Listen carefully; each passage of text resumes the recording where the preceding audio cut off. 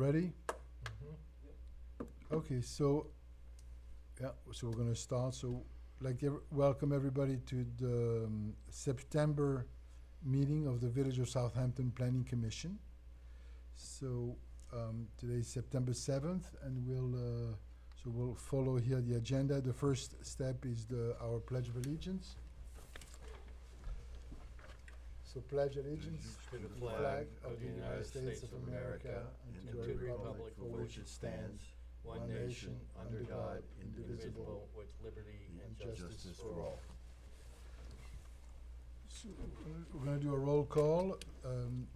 Pamela Gilmartin. So Pamela could not be here tonight due to, I think her husband had some health issues, but I've been in touch with her. Christian Picot. Here. Okay. Michael Anderson. Here. Michael Lieberman.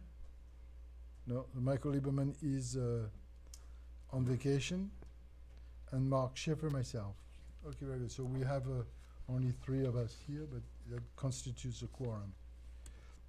So we'll proceed with the meeting. The next item on the agenda is the review and approval of the previous minutes. I'll make a motion to approve the previous minutes. Do I have a second? Second. Second. All in favor? Aye. Aye. Okay. So on the agenda here we have, let me see. There was a modification to the local law. There was a local law 13 of 2023 that was passed, and that slightly modified the chapter relating to the Planning Commission, and it reduced, the main item was the reduction of the number of members of the Planning Commissions from 8 to 5 members. I think this was, and there was some other minor modifications in connection with the terms of the appointed members of the Planning Commission. So I just wanted to bring this up for everybody here. This was adopted on, was adopted by the Board of Trustees. It has been adopted. Yeah, it has been adopted. Right. It has been adopted. Also, I think we had discussed that Michael Anderson will now be the liaison of the village to the town. And Yes, and with that, Mark, if I may, I just would like to let the village residents know that Liberty Gardens has refiled paperwork with the town, and they're now, once again, it's under review, and it's coming back full force. Whether you're for it or against the project, I just thought that the residents of the village should know that it's under review again. And is it with the same concept of vets? From what I understand, well, I don't know about that. I understand the proposal went from 60 units to 50 units.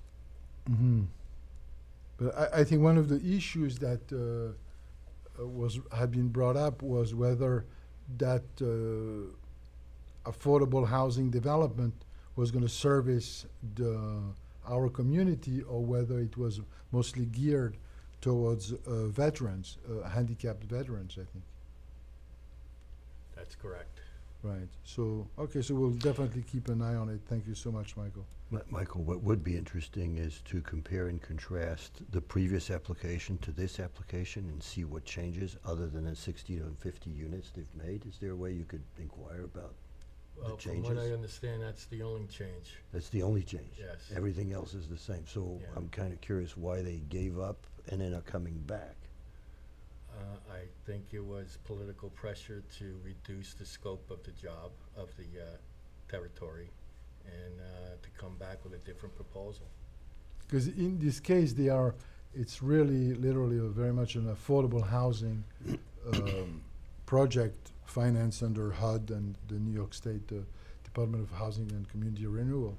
So we need to understand which population are they serving, what is the percentage of median income that they will be serving. Okay, but we'll keep an eye on it and review it. That's all. Okay, fantastic. On the next item, actually, maybe I'll just skip a little bit, but it relates also to the town on item number 6.1 regarding the battery storage. On August 8th, the town issued formally a moratorium, a 6-month moratorium on the review, construction, or even application for battery energy storage. So it was they passed it on. It's a resolution passed on. It was published on August 31st, actually, just a few days ago. So the battery storage, then there's a moratorium for 6 months. So we should keep an eye on it also. Yeah, Suffolk County's planning board's supposed to be the lead agency on this now, right? It doesn't say that on that resolution. Okay. The resolution only says that there's a moratorium for 6 months for any application, any review. Moratorium, and they called it moratorium on battery energy storage systems, as per section 330-162-21 of the town. And it was passed anonymously by the town board. Okay, so it's good that we are keeping a close cooperation with the town on this, and appreciate that Michael keeps an eye on all this. The next item that we have on the agenda is cell service in our village. So maybe Christian will update us on what is being proposed or what can be done to improve the cell service for, I must say, for non-Verizon customers, since Verizon has a fairly decent coverage in the village, but other ones like AT&T or T-Mobile. T-Mobile, they don't. So just to update the commission and the public, I have been working with actually Michel Bourgain, who's a village resident, on trying to ferret out some solutions for our cell service. Indeed, the key issue is for T-Mobile and AT&T, which uses different frequencies. It don't propagate as far as Verizon. And we have a deficiency in terms of cell coverage, particularly in the west and the southern part of the village. We discussed some of the infrastructure at the last Planning Commission meeting.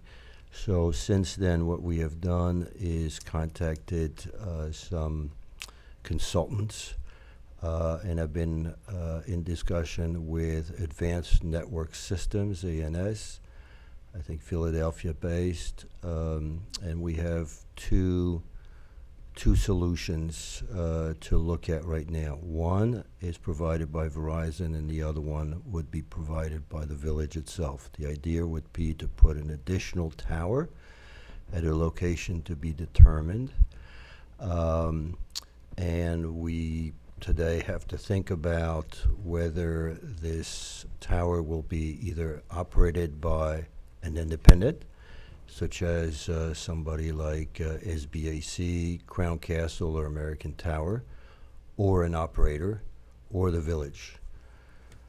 Verizon has contacted us many times, again last week, expressing interest in actually building a tower and allowing the two other carriers on the tower, as well as a public service radio frequency that will cover ambulance, fire, and police department, where there are some deficiency in terms of the radio frequencies throughout the village.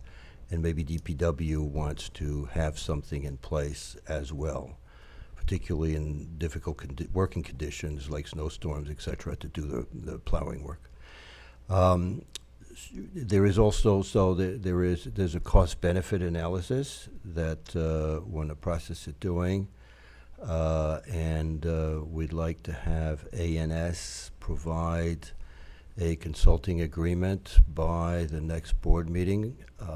Spoke to them yesterday. Hopefully we'll get something by the September 14th meeting for the trustees to have ANS help us in a consulting basis if we were to go with the first solution, which is the one proposed by Verizon, where the village would negotiate what's called an RSI, revenue share interest, and other issues to make sure that this time around we have a really good system to propagate throughout the village. There are a number of other issues, including doing a drive survey so that we know where all the deficiencies are, both in terms of capacity, which Verizon still does have, and in terms of propagation, which clearly T-Mobile and AT&T have. So we don't know if Verizon has done that work or not with their solution, whether that will cover everything or not. So that'll be part of the discussion if we go down that route.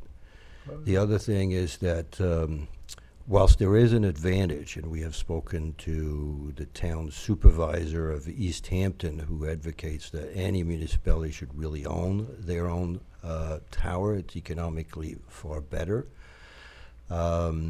Here the question is, residents have been really pushing and for this to be solved by the village, and it would take us more time if we went down that route than if we led Verizon with a proper contract and proper terms beneficial for our taxpayers to offer a solution. So there's a money issue and a time issue. So we may go, if we can negotiate something with Verizon, down that path, and we need a consultant to help us making sure that we have a good contract. So that's where we are. Right. That's a great update. I mean, I think that we also need to make sure that we comply with the procurement policies if we're going to retain a consultant, that we maybe open it to others. But I think it's very much a positive endeavor, and a great would be a great improvement to our village at many, many levels. And I understand that those towers are very profitable. I was wondering, Christian, I was talking to the town today about this issue Thank that you. we're having. Yes? And what their plans might be. And of course, they're up in the North Sea area. But Janice Shearer had told me that Elite Towers, I don't know if you've heard of them, but she said they're very good to work with. And we might be able to get in touch with them. I can ask her for the contact information. Yeah, that would be great. It's called Elite Towers. And they are, what, a consultant? Yes. Who are they? Yep. Okay. From start to finish, Yeah, apparently. we can find out also who owns the tower at the Southampton College. There's a major tower there. Mhm. And who owns and operates that tower. So, Right, okay, I'll thank ta- you, I'll thank you for that. So, for the public to know, the town of Southampton hired a firm called Cityscape to do a wireless master plan, which was finished about 3 or 4 months ago. It's on the town of East Hampton's website. It's extremely comprehensive and up to date.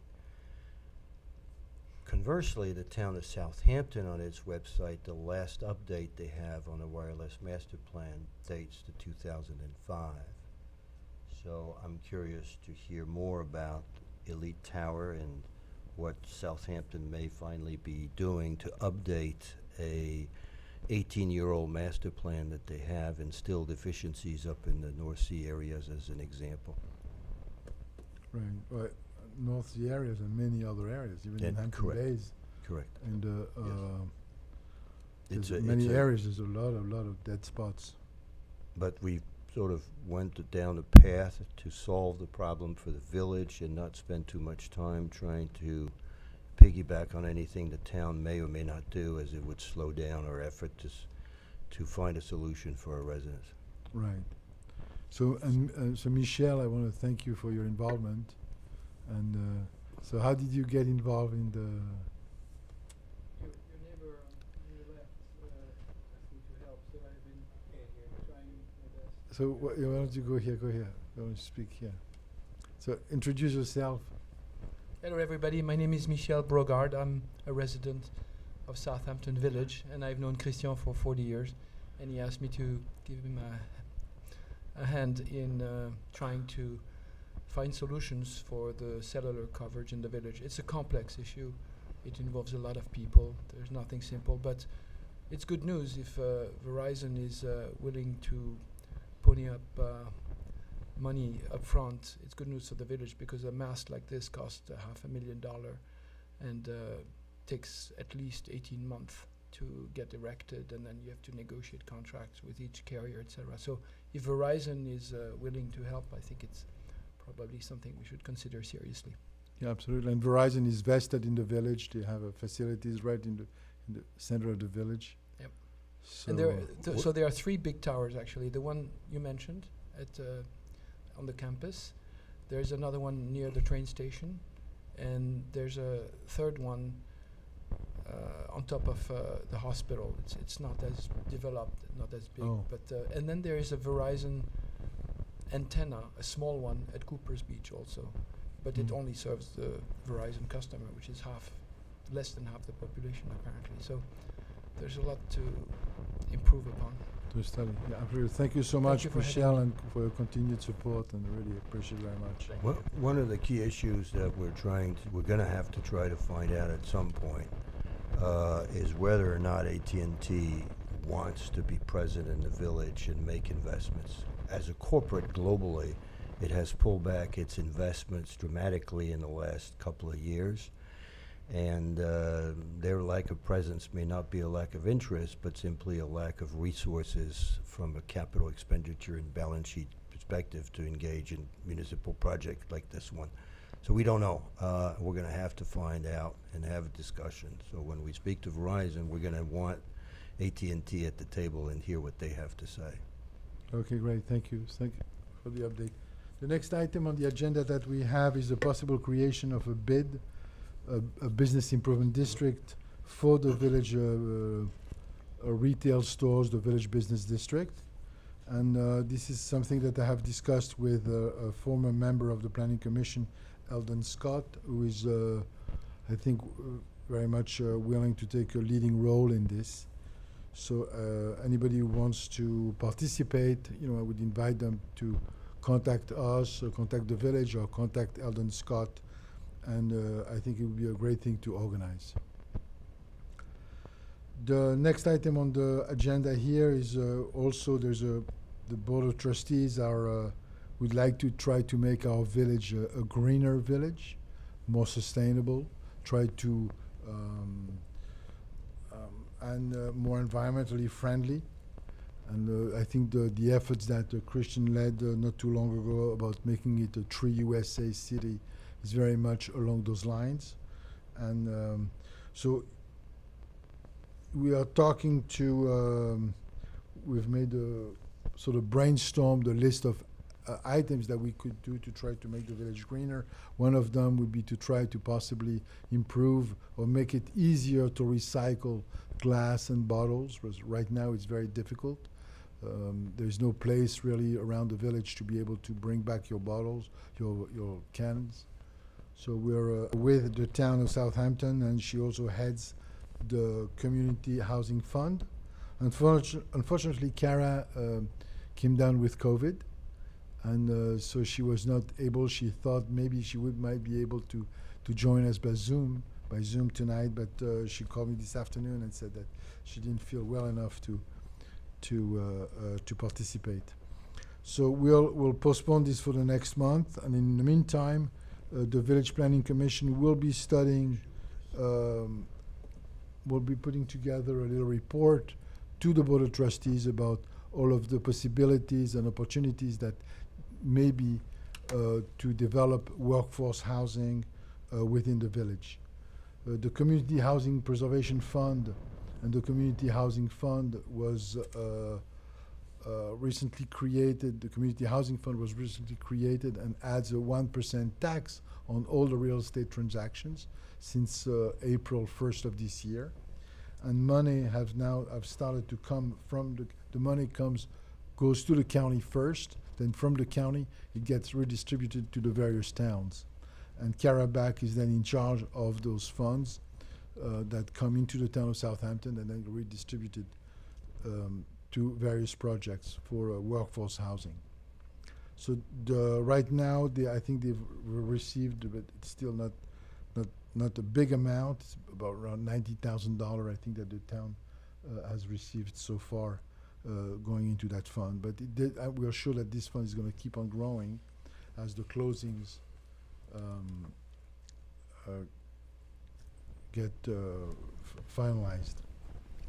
The other fund, the other subsidy that's readily available right now is from the Community Development CDC Long Island, Community Development Corporation of Long Island, and it's a state funding that it's called ADU Plus, ADU meaning accessory dwelling unit, and it is to encourage people to develop accessory dwelling units within their houses that they can rent out, and you can get a subsidy of up to $125,000 to develop a small apartment or whatever. But you have to be, right now the restriction is that it has to be your own principal residence, so it has to be within the same property. And the compliance period is 10 years, meaning that you have to keep it affordable for 10 years, and after that it can go to market value. So we'll, this is also, there is an effort, there's a seminar also for, and I just want to bring it up to the public.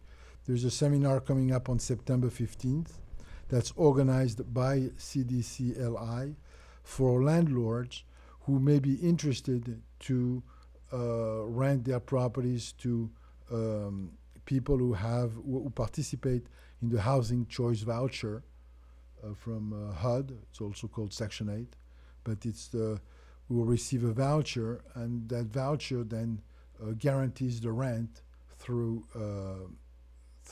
subsidy. So there's a seminar for anybody who wants to learn about it. They can go on the website for CDCLI, and it's on September 15th at 10 o'clock.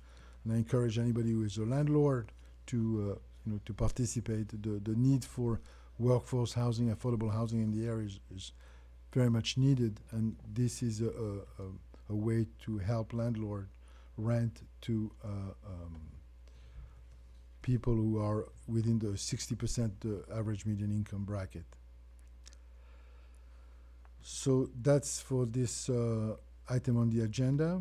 The next item, 6.1, we touched upon, the battery storage.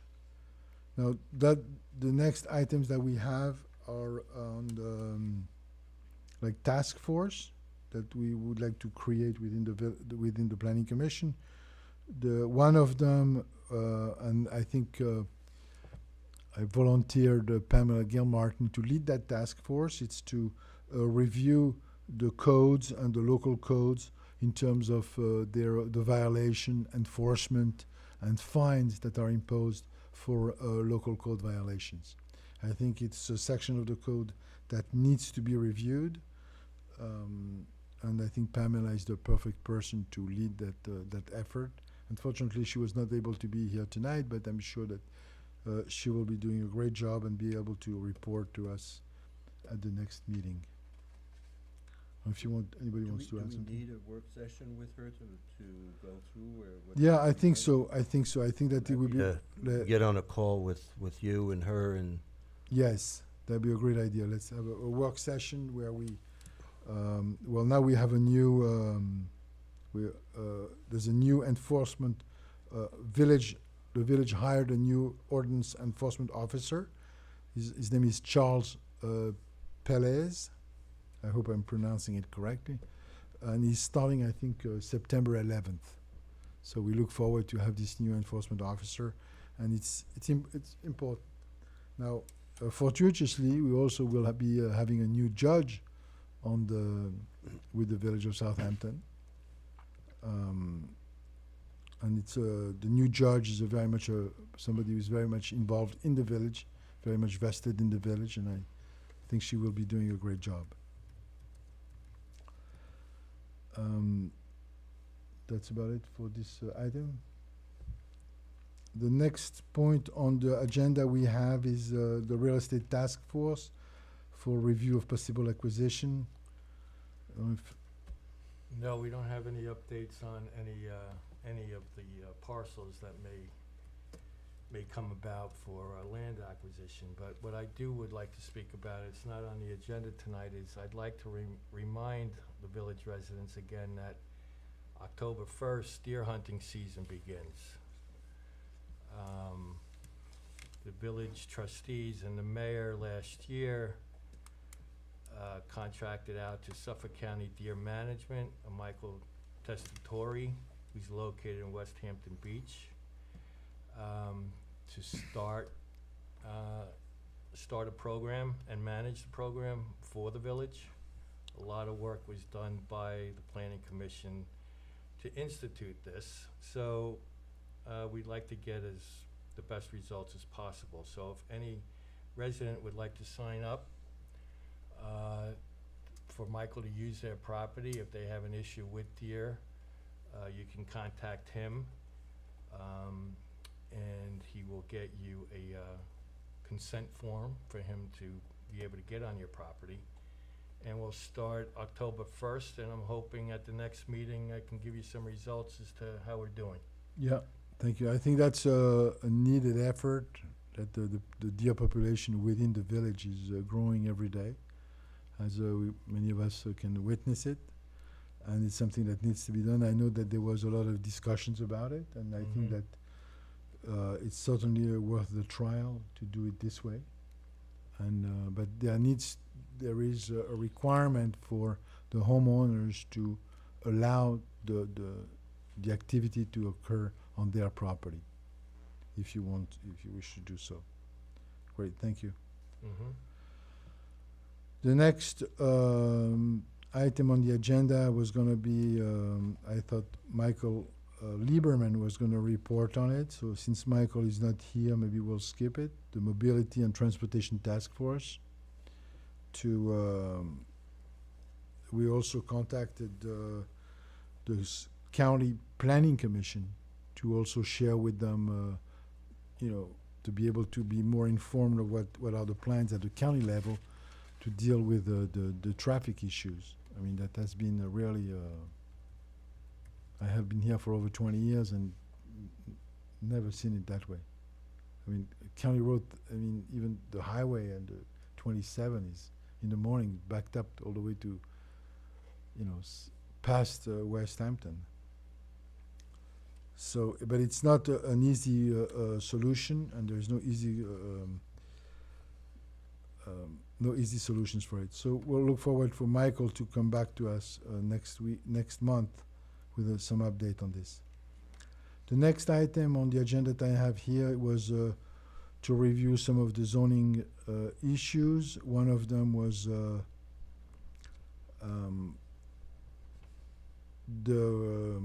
that right now on the oceanfront properties, to calculate the lot coverage or the gross floor area allowed on the property, the village allows to consider the entire property, including some of the property under the water. We are, as far as I know, one of the only village in the East End to allow this. Normally, they only allow to take into consideration the area up to the crest of dunes or to the coastal erosion hazard line. So this is something that, this yields very, very large houses and a very large lot coverage on the oceanfront property. Something to be reviewed. And the other item on the zoning was the validity of the certificate of occupancy during renovation, whether people should be allowed to continue to occupy their properties when you have renovations, and whether it meets the building code requirements.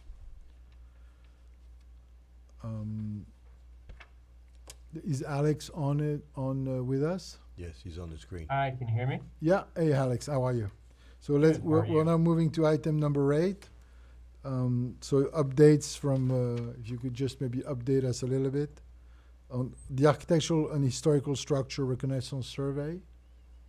Was this completed? Yes, I think that project is nearing its final stages. I think we just have to send the final report to the state office who helped fund that project.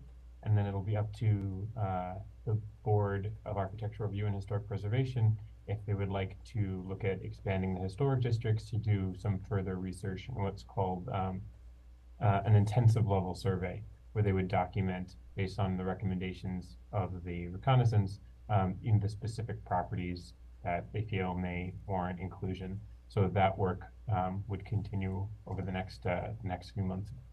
Yeah, I think this is a very, very important initiative. I think it's we have a lot of beautiful properties, older properties, like on Woolley Street, on Elm Street, on Post Crossing, or down, also that really need, I feel that should be saved. And although, yeah, so and right now, how old has the property has to be before they get landmarked? Is it There's not a specific age for either landmark designation, which is a single property, or inclusion in a historic district, which is multiple properties. I believe there's some language in the code that if it's less than, I believe, 50 years, it would have to be exceptional in nature, I think. But that's guidance for the Board of Architectural Review to consider in making their determination. It's not a hard and fast rule. right? That's I think this is it's a rule that allows a lot of loopholes, and the fact that it was not designed by a famous architect should not be to me, in my view, the main factor. I think if it has a style that was a recognized style of houses, then it's worthy of being kept. So under the new historic ordinance, there are now 6 criteria for landmark designation, and it's an or, not an and situation. So if the board feels that it meets any number of those 6 criteria, they can designate it as a local landmark, one of which is that it's the work of an architect of significance, but there's also 5 other considerations, including that it embodies a particular style, for example, or if it's associated with a historic person, either in local, state, or national history is one, and if it embodies unique workmanship. So there's other criteria other than just the builder associated with it. Right. Yeah, I think it's a very important element, so we can keep the character of our village, and keep the village of Southampton what it is. Thanks a lot, Alex. And the other item here was I had put other suggestion by Alex Wallach to possibly improve the land use approval process. Now that you've been with us for, it's been what, 2 years now? It'll be 2 years in January. 2 years in January, right. So have you come up with, do you have any ideas of how maybe there could be some improvements of the land use approval process? All right, so we're working with, the mayor had appointed Susan Steinhardt to help spearhead some potential code changes, especially those that were outlined in the comprehensive plan. So she's helping to spearhead that effort. We've already started by identifying some areas in our codes that we think need to be clarified or updated or adjusted. And there may be some opportunities coming forward where we refer those to the Planning Commission for consideration. So I'm going to be in touch shortly if that's the case, if there's a role for the Planning Commission to provide some input as we go through that process. Okay. There's already been one that we started to work on about how parking is laid out on residential properties. So that's one that's under consideration, and there may be some other ones as well that are outlined in the comprehensive plan, like side yard calculations, I know is one. So hopefully soon we should start to see some movement on some of those issues. Right. These are complex issues because they don't apply, you cannot make rules that apply right across the board. It's really dependent on the size of the lot. So what may be a good regulations on a lot of 1 acre may not be good regulation on a lot of That's a quarter of an acre yes. So this is where Yeah. it needs to be, Yeah, that's always in part of a challenge in a village that's diverse as ours. And so in a lot of the regulations, there's it's a sliding scale of different requirements depending on either the zoning district or the lot size as appropriate. But we recognize that in zoning, it's impossible to write a zoning code that encompasses every possible property, which is why the Board of Zoning Appeals has such an important role as a relief valve whenever there's a hardship, so not necessarily a hardship, whenever there's a practical difficulty in complying with the zoning ordinance where people aren't left with feasible alternatives. right. Yeah, I remember a few years ago when CMAC was involved in the Planning Commission, and we were talking about what he called form-based zoning, where it was really depending more on the size of the lot rather than just the area, the zoning area in which it's located. Okay, great. No, thank you very much, Alex. I'd like to thank you for all your hard work and the great work that you've been done. You've been a great addition to our village, and I really thank you so much for your work. Thank you, I appreciate that. Thank you, Alex. Okay. Thank you. The next item that I have here on the agenda was to improve government transparency. It's something that I wanted to take a look, but I've not had a chance to. I think you, Christian, also had mentioned it. To try Yeah, to. we did talk about it, but that was not an agenda that the trustees want us to pursue, so I dropped it. Okay. Suggest we do the same. Okay. All right. Fine. But I think But it's we got a like. lot on our plates already. If we Yeah. can get everything we're supposed to be doing But I think like, delivered by the end of the year, it'd be great. yeah. I wouldn't add any more to the load. Right. But one of the items here that I can think of is the ZBA decisions. And I think the ZBA decision, there should be a mechanism to be able to review and see and make it more public, and which variants were granted and which, I think that would be something to look into. All right. The next item is if any public comments on that the public would like to, we're always inviting the public to come to our planning commission meeting to be able to voice their concerns, voice their Mark, before we go there, suggestions. a couple of items I wanted to bring to the Okay, go ahead. floor, if I may. Okay, absolutely. We were asked by the mayor and board of the trustees to look into issues of permeable surfaces, stormwater, and import of fill on sites. Obviously, we had a very difficult month of August with torrential rain and issues of drainage.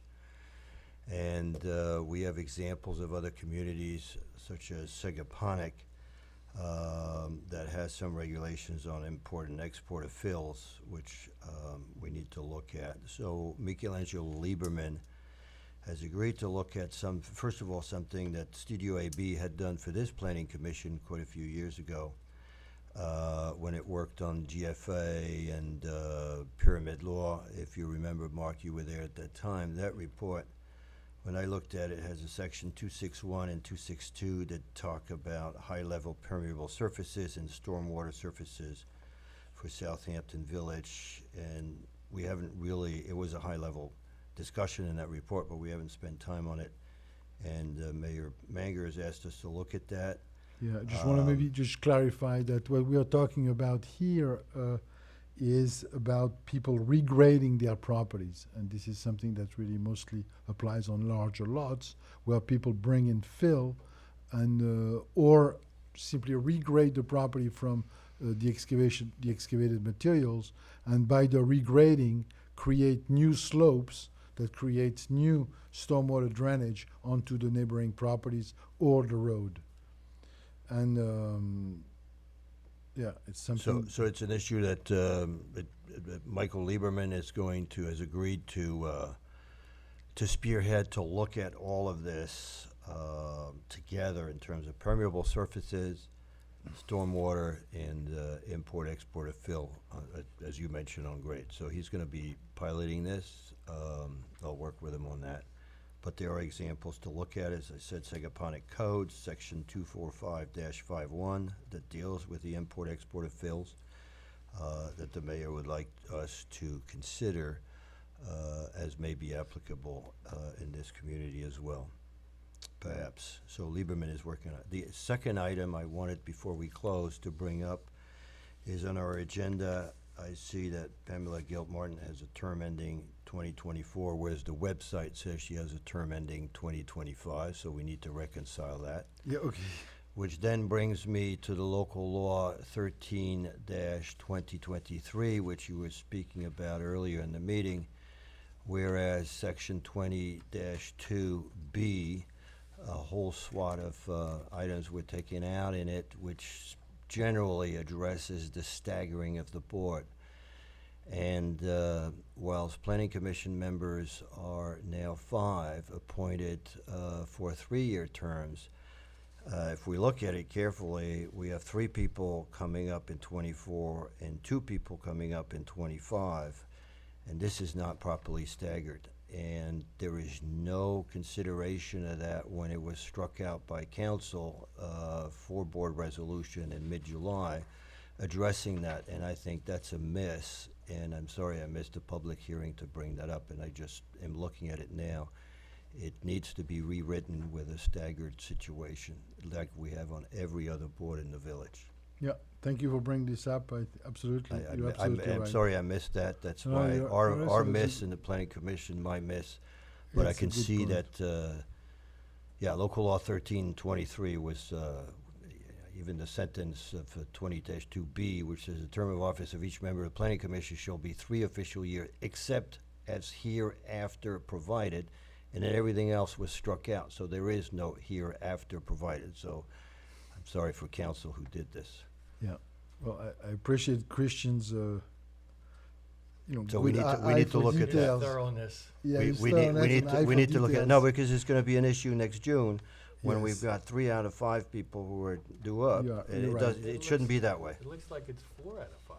Well, I think Mrs. Gilmartin, if I may, according to the website, which I trust is correct, she's a 25 vintage. Okay, Uh-huh. all right, we'll definitely look at it. Any other items to I have discuss? nothing further, thank you.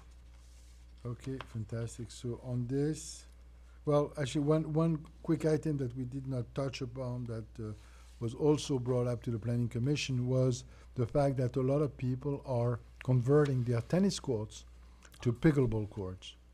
And pickleball is a great sport. It's no question that it's, and especially for an older population, we a lot more, it's less strenuous on the body, and it's like the fastest growing sport.